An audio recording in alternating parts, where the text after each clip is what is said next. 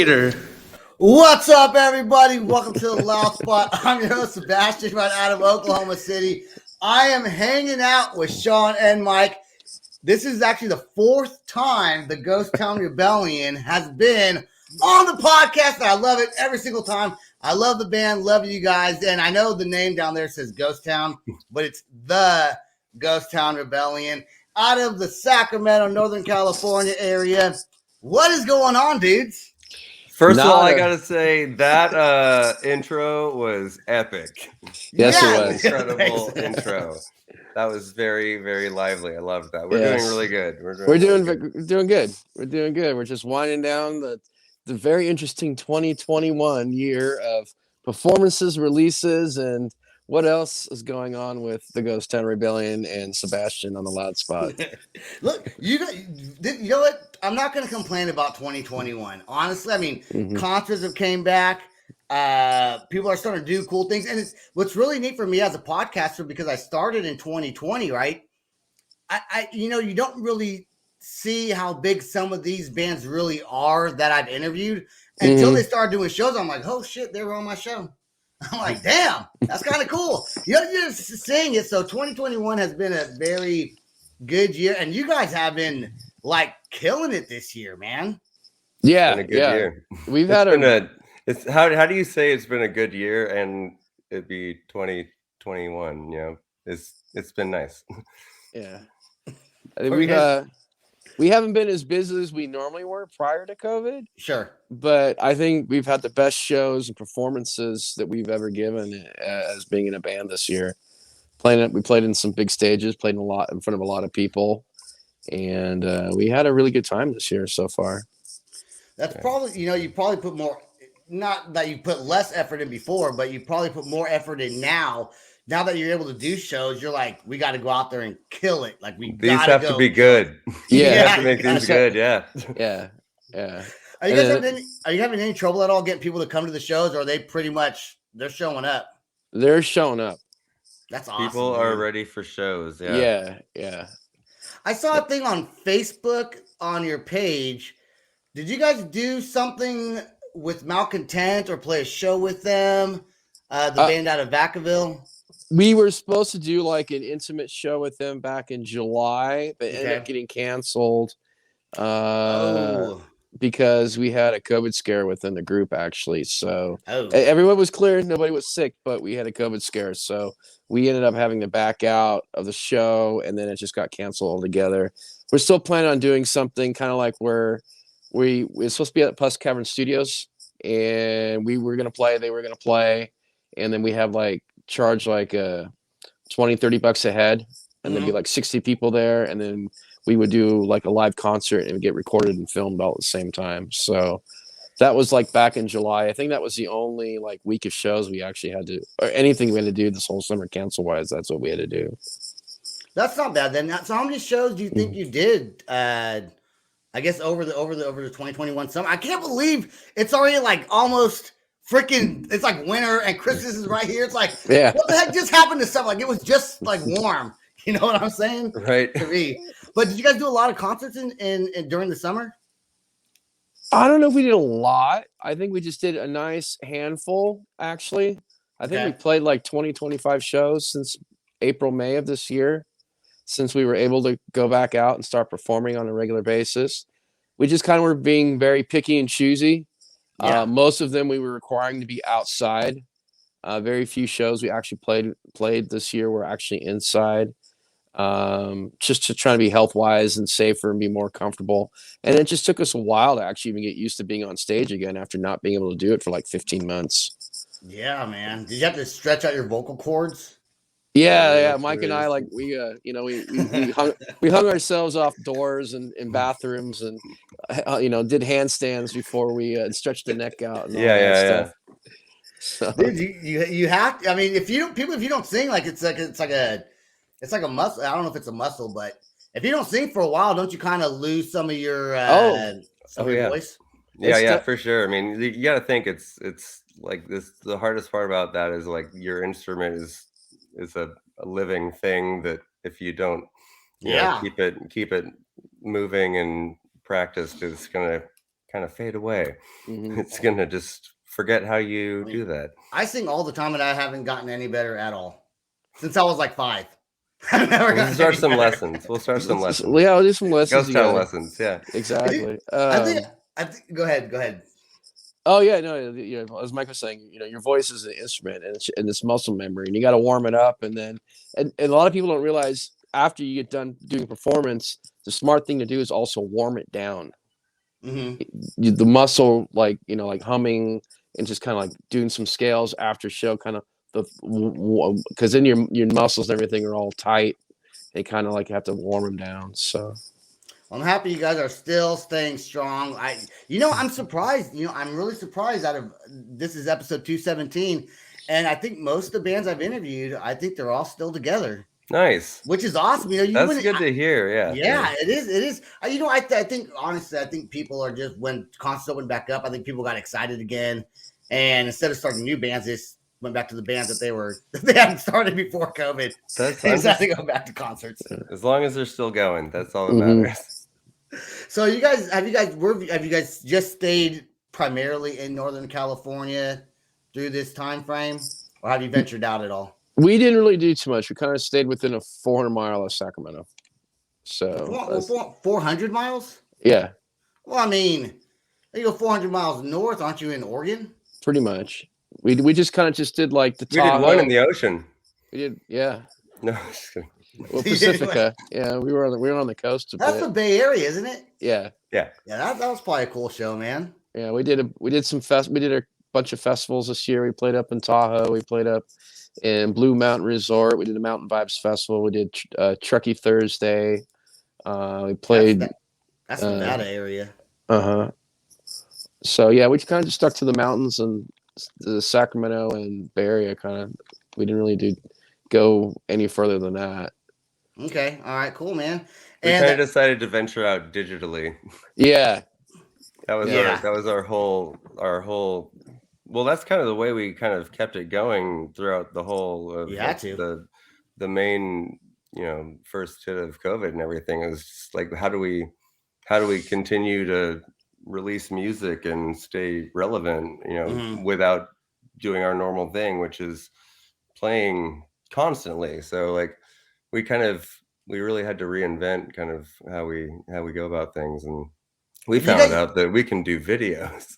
Yeah, dude, and you guys are in fact, before this episode, I had messaged Sean because I like to normally get the newest music video I see is typically what the band's gonna want to promote the most, right? And I saw The Fall, right, which we're gonna play that one, which that video came out approximately 3 months ago on YouTube, okay? But then you have that McCurdy or what is McClatchy and Me? Yeah. But isn't that song older? Yeah, and then you made a video for it, right? Well, no. What we actually did is we revamped the song and kind of we released it as kind of a duo, a side piece to its original version. So we kind of made like a dance number. So it's kind of like that was also during like the very thick of COVID. So we literally just told each of the band members, hey, we're gonna make a video, but we have to do it separately. So just shoot this on your cell phone. So that whole thing was shot with cell phones. Yeah, we did that. We did that like April, like March, like end of March, like April, May of like 2020, because we were still planning on the album coming out, and we weren't sure what was going on. So we filmed that as the first video, and everyone loved it. But the song wasn't strong enough to be the first single, so we just kind of waited until the stronger songs were released before that. And that's why you guys decided to come on the show now instead of. Sean's. Well, you too, Mike. But Sean and I talk to him every now and again. He's such a cool dude. You are, man, and you're always welcome on the show whenever you want to. I love talking to you guys. Yeah. So the album release party, I saw some clips of that, and it looked like you guys had a blast. It was chaos. It was great. They had to shut it. They had to shut the doors because they got so many capacity people really fast. Yeah. So there's an angry mob. It was great. Even Sean's wife wasn't allowed to come in. Yeah. Really? Yeah. I had to go to the door guy and go, you can let these people in. He goes, well, I'm like, well, let them deal with me. I mean, these are our fans. So we were beyond capacity that evening the entire time we were performing. Dude, I bet your wife was so pissed too. Oh, dude, she was hilarious. It was hilariously pissed. And I even had her on the list and that the door guy had. I'm like, no, she's coming in. She's like, we have our dining table set up. Yeah, the guy literally said, he said, sorry, we're at capacity. And she said, oh, I'm on the list. He said, I don't care. That's my fucking husband. Like, wow. You let me in right now. Asshole. That's what I would have said. I was like, dude, they're I would serious. have broken. They're keeping it locked down. Yeah, but we had that place so packed for like 4 hours. Like they gave me a hug afterwards. It's like because they hadn't had a busy night like that in quite some time. So it was definitely a good financial boost for them. So they were very courteous to us after the evening was over. Yeah. I think they were afraid that it would just be like nothing, but they were definitely. Our crowd are a bunch of heavy drinkers, if you know what I mean. So that bar was being poured. They were like 5 deep around the bar just to get drinks out. So well, I mean, it's the style of music you guys play. I think that can relate to almost anybody, but in a bar setting, I think you just kind of have that alternative. There's some songs that sound a little bit folky, maybe a little bit, and those folky kind of songs are definitely drinking songs. Like you want to get drunk to them, dude.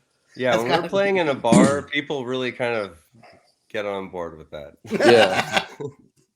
That is awesome. And then they get really crazy when we get on top of the bar, because we got wireless, so I'm on top of the bar rocking out and stuff like that. And they're like, get off the bar. And I'm like, no. I'll get off and I'm ready to get off. Do you ever get drunk on stage and try to climb on your drummer's bass drum? No, we can't get drunk anymore on stage, but we definitely climb on. And it's actually my bass drum. My drummer uses my drum kit. So you can do whatever you want with it. Exactly. You can do whatever you want with it. I'm actually sitting on it right now. Oh, nice. See? I had a feeling my bass drum sensors were going off, I guess. Yeah. I'm a drummer, so I guess that's where I get that. Yeah. Lucky guess. El Dorado, that's the name of the album, right? Yeah. Okay, and when did that album come out? That was our album release show. That came out on Halloween weekend. Okay, on Halloween weekend. How many songs? Is that like a full album? Full album, 9 songs. Well, and then you only revamped one of the songs, right? That McCarty or whatever. Yeah, it's just the McClatchy one, yeah. McClatchy. I can tell so if you remember that name. I didn't write it down either. I wrote down the fall. I didn't write down McClatchy. It's okay. It's that song's actually about how we got our main newspaper in Sacramento. And it started with the famous squatter riots on August 14th of 1850, which happens to also be my birthday. So that's where the McClatchy and me kind of story came around. So I shared something with a historical date in Sacramento. I was born many years later, but it were basically McClatchy, who founded the Sacramento Bee. It involved Mr. Johnson, who became the first governor of Kansas, and a bunch of squatters, the city mayor, deputy, and sheriff, and it turned into a 3-day gun battle. Wow. At 4th and yeah. And it's the high school I went to. Yeah. I feel the McClatchy family owned the Sacramento Bee up until about 15 months ago. No shit. Yeah. The McClatchy family, their biggest unfortunate thing for them financially was when they bought Knight Ridder about 20 years ago. Okay.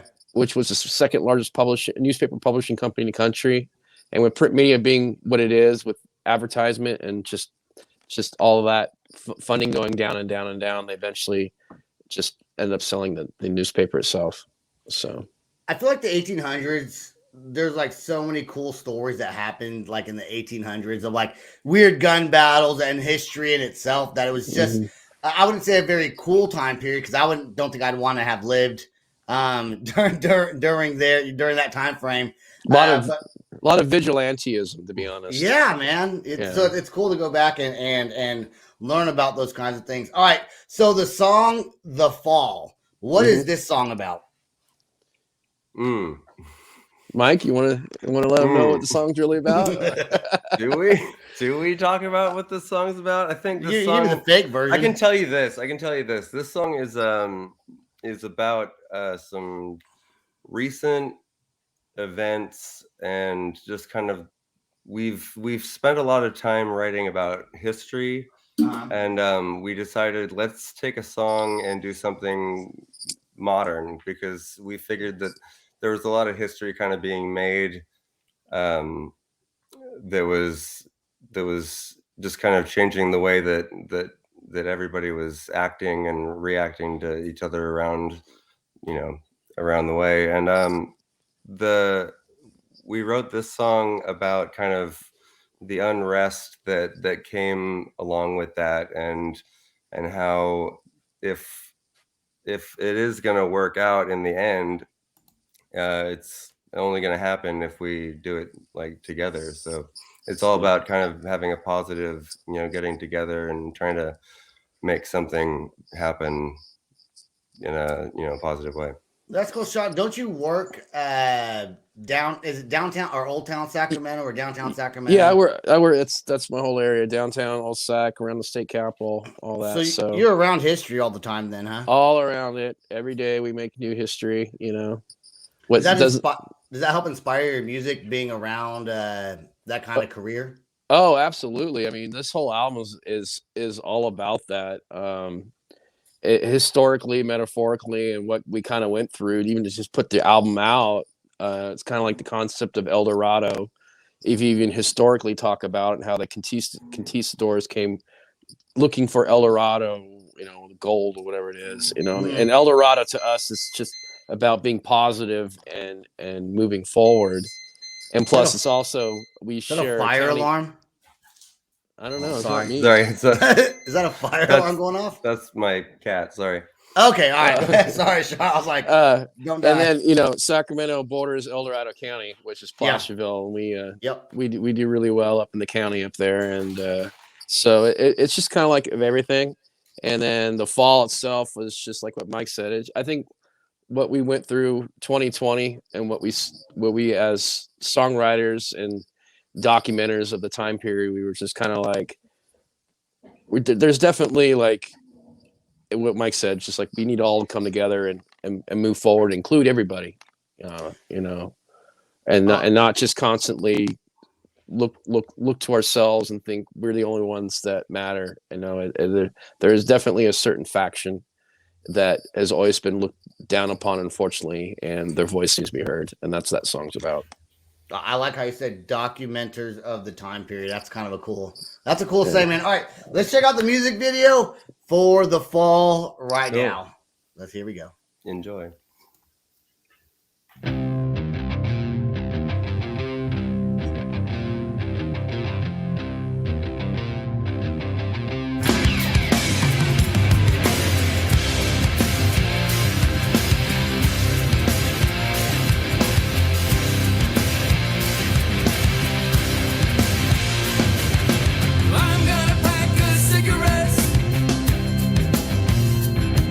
In a handful of change.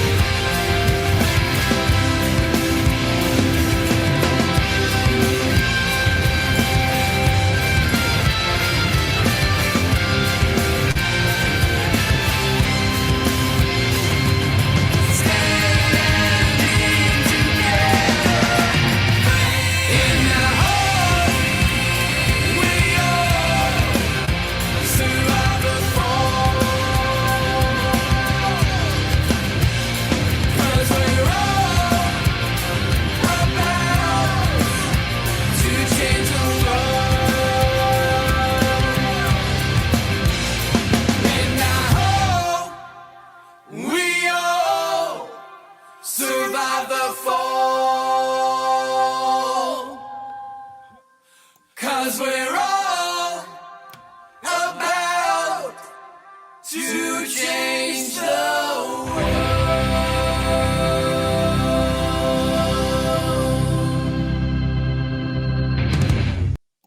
All right, next song would have been Rabbit Hole, which is also a great song. That is such a dope song, guys. Oh, let's see. I think Mike is muted here. Thank you. Sorry. Hey, there we are. I do that all the time. We had some people commenting on here, and I forgot that we were live, and I wasn't paying attention to the comments. Well, let's say hello to our commenters. Hello, them. Yes, friends. Yeah. So we got Robert from Robin John Concert Junkies on here. What's up, Robert? Nice. Kay Tyler, he actually lives he's in Vacaville, so. Oh, nice. That's Go Bulldogs. There we go. What? Wildcats. We talking about? Sorry. Come on, I want to. You did this last time. Sorry, We're talking about them Bulldogs, Vacaville Bulldogs. Anyways, then Don McIntyre, who is one of my co-hosts on the show, also. She's on right now, so then I actually commented, and I saw. Wait, you're so right about that scene about running around in all black in the middle of a summer day. Beautiful. Oh, it wasn't that hot that day. We actually had one of those weird July days where it's like a high in 85, so we kind of lucked out. Oh yeah. Nice, dude. Because it gets pretty hot. It gets pretty hot over there, man. It doesn't get. It also gets cold in northern. It doesn't get like super duper cold, but it does up near Tahoe. It snows. So Tahoe's nice. You either go. Unfortunately, we now have all the fires, so we don't have the escape routes like we used to when it comes to the valley. Fires suck, man. I hate all those damn fires out there. It wasn't like that when I was a kid, man. It's like that now. So I do want to get into your vinyl because I saw you guys were making 7-inch vinyl. We're thinking about it. We're thinking. So you're not sure. You're kind of testing the waters. We're testing the waters right now.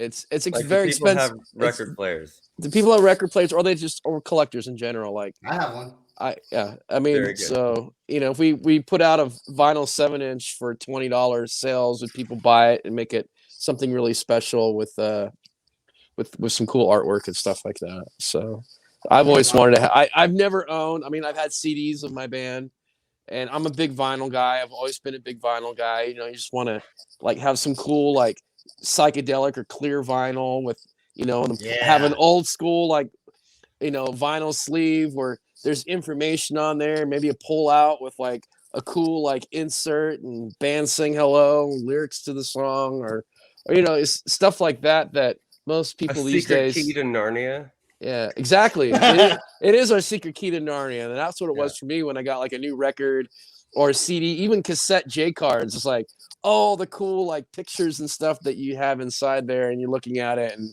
you're like, oh, it must have been so cool when they were making this record, or they must have been going through hell, but I still love the song anyways.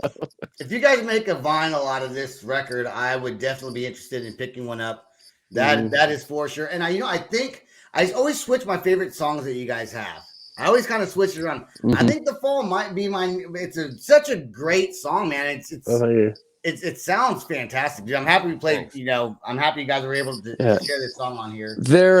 If being kind of a geek that I am, there's always symbolism going on. And Jason Angrove, who did the Rabbit Hole video with Devon Whitaker, was the videographer for this video as well. Nice. And he just randomly was shooting stuff while he went on tour with us. So that the live footage is from us playing at the Mountain Vibe Festival back last June. Okay. And when he looks down at the clock on the van, it says 12:19, and the symbolism behind 12:19, it means positive change.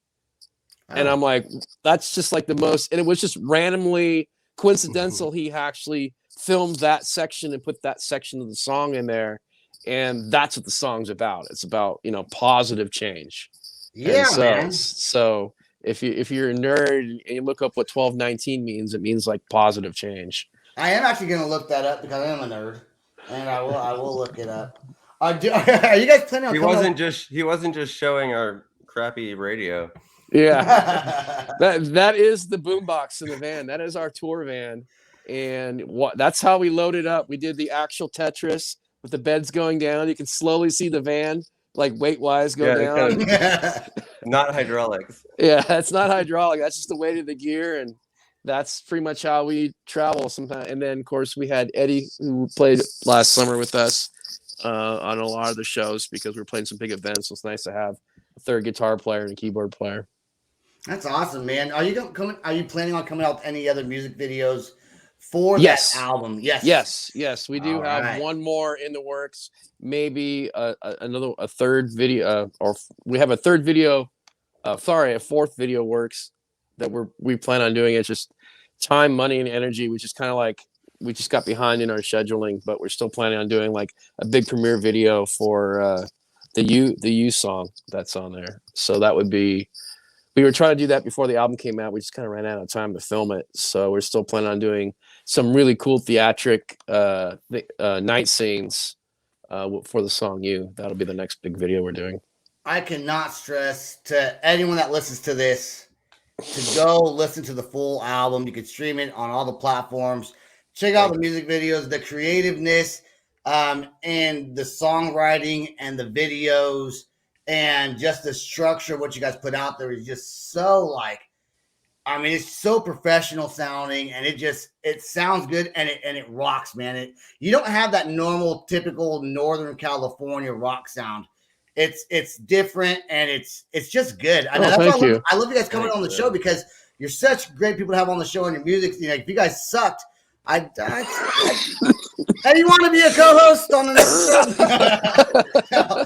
No, you guys not saying that when I said to be. Oh, I'd love to be a co-host with you anytime. But the band is still super awesome. I want to go check that out. Also, you guys have some merch. I do believe we always have to talk about the merch on every single episode. We got to bring that up. So, our merch or your merch? Your merch. Oh yes, we have. We have a bunch of new merch. We have. Sweet. Mike is supposed to have that ready available online to order. We're going to do like an order now. We have new T-shirts. Huh? Put me on the spot. Yeah. Sorry. Not quite up yet. Yeah. It's like item number 3 on our list right now. Yeah. Of things to do. So is the new merch out yet or not yet? Not out yet. Not out yet. Okay. If you come to shows, you can get the new merch. Yeah, you can get it only at shows right now. You can only get it at shows right now. So. So if you're in Northern California, or really, I guess just really Northern California, near the Oregon, Nevada border also, it's not too far of a drive. You guys are still doing shows out that way, so that'd be the place to see you guys for now. I cannot wait, though, until you come on a nationwide tour. And because if you go on a nationwide tour, you're going to probably pass right through Oklahoma City if you take I-40, and I'm not too far off one of the exits. So if you ever do come this way, you better let me know. We will. You're saying we have a place to stay for the night? Yeah. All right. 100%. And a shower. Oh. And some drinks and some food. Whoa. Too much. Slow down here. I was just happy with the driveway. We'll never leave. I mean, I was gonna bring up cuddling, but maybe not on this episode. I think 4 shows. I think we're allowed there. We're allowed. Yeah. So go ahead. Yeah, no, I think we're probably gonna start getting back on the ball and look at our 22. We haven't started looking at our 2022 calendar quite yet, but we have a lot of things in the works that we can't talk about. So yeah, every band has shit they can't talk about. The secret stuff. Talk about it. They can't. The secret stuff. The secret stuff. All right. Well, I guess that. Do you guys have anything else you wanted to discuss while we were on here? Because if not, no. Thanks for having us, man. It's great to see you again. Glad you're doing well. Yeah. I'm glad you guys are doing well. And next time you guys release another video, you know you guys are going to come back on here. We're going to talk about it. It again. It'll probably be out before within the next 6 weeks. We just need to get off our asses and get the storyboard done. So let me know. I can always at least do a reaction video to it or something like that. You know? Please do. So, I would love to. So let me go over here. I guess that's all we got for the show tonight. Stay right there till after the outro song plays, please. I want to thank everybody who listens to the Loud Spot. I want to thank the Ghost Town Rebellion for coming on. 4th time. You guys hold the record for and most ever appearance on the show as a guest. So I think the next one is like 2. So yeah, you guys doubled it. And nice. so congratulations for that. And please check out our YouTube channel. Go to The Loud Spot, www.theloudspot.net. We're on all podcasting platforms, all the audios, all the videos. We got merchandise as well. I think we're also revamping some of ours, which is not out yet, just like your guys' is. That's all I got. Peace out, rock on, and much love. This is the Loud Spot outro by nothing short of tragic. Is this all talk with no action? No. Is this my thoughts with distraction? No. Is this what I bought that's in fashion? Or is this the Loud Spot with Sebastian? Yes. Does nothing short of tragic have us back again? Yes. Does everything that's good really have to end? Yes. A pimp host has a pimp show, so to get more episodes, make an order, this is over. Thanks for watching our video. Don't forget to click the like and share button. Don't forget to go to our YouTube and subscribe. If you want to listen to our audio and pick up some cool merch, go to www.theloudspot.net. Peace out, rock on, much love.